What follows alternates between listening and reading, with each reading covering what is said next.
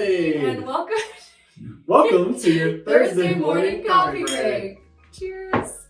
Starring Ashley Gatlin, realtor extraordinaire. and Sean Morrissey, your friendly neighborhood loan officer.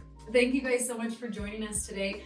We wanted to talk to you guys about pre-approvals versus mortgage payments. So Sean, what does it mean to be pre-qualified with a lender?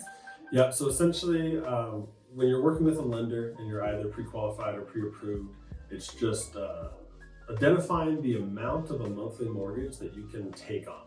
So the payment and the approval that you can manage in correlation to your debt to income ratio.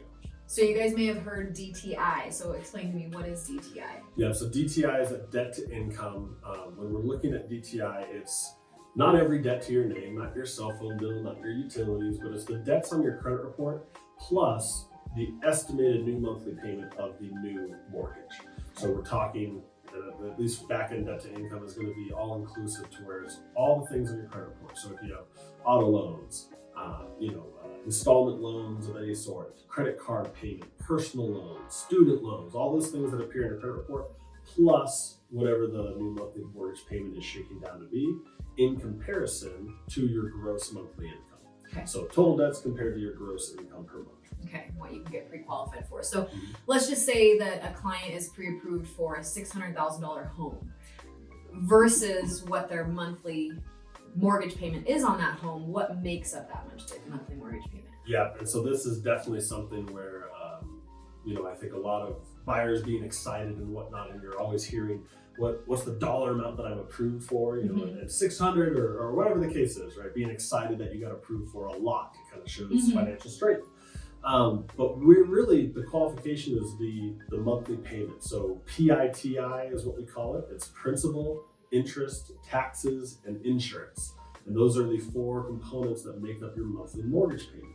So when we say you're pre-approved for $600,000, that's an estimate based on what the PITI breaks down to be. So interest rates in our current market are on the rise, but whatever we captured that day, we're talking the principal payment of $600,000 back plus the interest rate on that.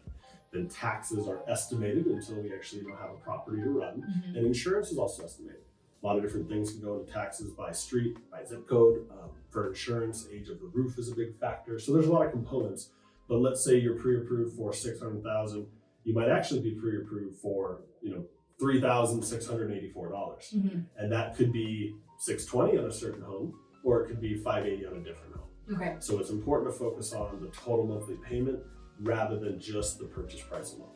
Okay, so what I'm thinking of a lot of times with search sites is the client will be searching for a home, and then the home pulls up, and then there's this estimated monthly payment. Yes. And I love that so much.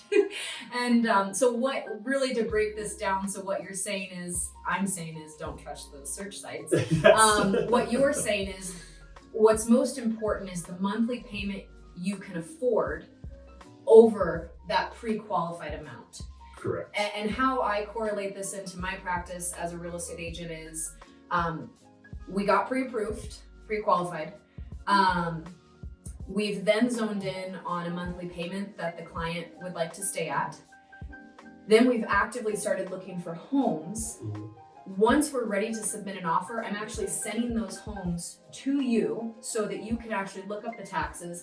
You're still estimating insurance, but all the things associated with PITI, you're able to then provide the client with a much more real number for their monthly payment. Correct. So that they can then go into this purchase confidently, avoid buyer's remorse, and just leave the entire situation feeling like they've had an eyes wide open approach the entire time.